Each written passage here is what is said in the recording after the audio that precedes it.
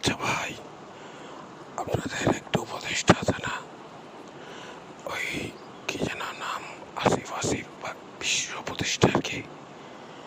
ওর এই অবস্থা কেন? ও নাকি কোনো কিছু জানে না? ও কি আসলে জানে না নাকি? আচ্ছা, ওর কথা বলছেন? ও তো ভাই এখন সুফি দরবেশ লেভেলের মানুষ। আরেকটা আছে না, ওই এনসিপির হুজুর 400 কোটি টাকা চুরি করলো, ও ধরেন তারও উপরের লেভেলের পীর দরবেশ।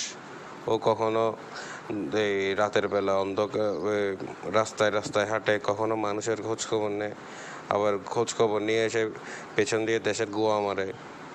এই যে ধরেন, এই প্রশাসক নিয়োগ থেকে শুরু করে সব কিছুতে তার ইনকাম করছে হাজার হাজার কোটি টাকা, এপিএস দিয়ে হাজার কোটি টাকা ইনকাম করছে। এখন আবার কি ওই পয়সা দিয়ে তার পোষাচ্ছে না, তাই তার বাবার নামে লাইসেন্স করে এখন কি দেশের পুটকি মারতে বসে আছে।